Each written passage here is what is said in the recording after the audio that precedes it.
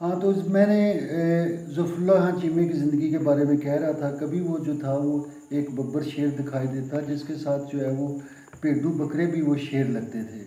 और उसके साथ 5-6 लोग होते हर टाइम जो है वो, जब वो किसी को हाथ डालता तो उसके वो लोग जो थे वो पहुँच उसके ऊपर हमला कर देते थे। उस तरह उसका बड़ा वो आप कह लें कि रूप दबदबा था, एक दहशत थी, एक खौफ होता था उसके आने जाने का। अब जनाब जब ये गुल्ला दोबारा वापस कराची से लौटा तो उस टाइम इसको कोई लिफ्ट नहीं कराता था। इसके ख़ानदान वालों ने, घर वालों ने इसको रिजेक्ट कर दिया। कोई इसके नाज नखरे उठाने वाले नहीं था। ये बेचारा बिल्कुल कंगला और गरीब हालत में था, और साथ में इसके बच्चों की एक फ़ौज ज़फ़र मौज थी। अब जो गुल्ला है वो इधर उधर चलता रहा, तो आखिर वो जस्सों की में बाबा फुल पीर के पास पहुंचा। लेकिन वहाँ पहुंचा तो वो साथ में उसकी बदनामी भी गई।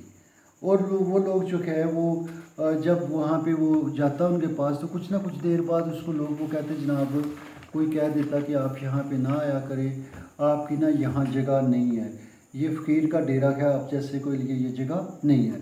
वो बेचारा वहाँ से उठ के चले आता। तो इस तरह वो जाता रहा, आता रहा। एक दिन फिर यूँ हुआ कि वो ये मुहर्रम के दिन थे, 10वीं मुहर्रम की, वो सुबह से शाम तक वो बाबा जी के साथ रहा। और आप आसमान जो है वो आग बरसा रहा है और ज़मीन शोले उगल रही थी। ऐसी सूरत हाल में वो सारा दिन नंगे पाँव उनके साथ चलता रहा, मातम करता रहा। तो शाम को वो वापस आए तो थके टूटे हुए थे सभी लोग। ये भी एक दीवार के साथ बताता है कि मैं टेक लगा के बैठ गया, मैंने सिगरेट लगाया, सिगरेट के कश लगा रहा था तो कोई बंदा मेरे पास आया, मुझे कहने लगा कि आप यहाँ से चले जाएं, आपकी यहाँ पे जगह नहीं है। तो कहते हैं मैं बड़ी मुश्किल से दोनों हाथ जो है वो ज़मीन पर टिकाए, और जब खड़ा होने लगा तो मेरी नज़र बाबा जी की नज़र के साथ चार हुई। जब मैंने उनकी तरफ देखा तो एकदम ना उनकी आंखों से आंसू जारी हो गए और वो रोने लगे। तो मुझे पहली दफ़ा महसूस हुआ कि कोई बंदा मेरे मेरे लिए रो रहा है। तो मुझे ये एहसास हुआ कि ये तो मुझे मतलब मुझे ओन कर रहे हैं। तो कहने लगे कि गुल्ले नूं छड़ दिओ, गुल्ले नूं छड़ दिओ, ए हुण चंगा हो गया। तो वो खुद बताया करता था, मतलब वो बाबा जी के साथ 20-22 बरस तक जो है वो उसका ज़माना गुज़रता है।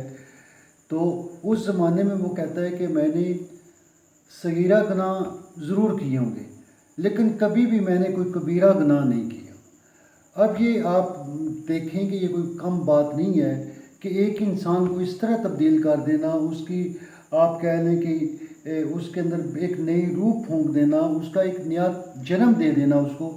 वही आदमी था जो कल तक बदमाश था और उसके अंदर वो सारी चीज़ें थीं, लोग उसका रास्ता छोड़ते थे। लेकिन बाद में वो क्या हुआ, वो ख़ुद को फ़कीर कहता था, और वाक़या ही उसने फ़कीराना ज़िंदगी बसर की।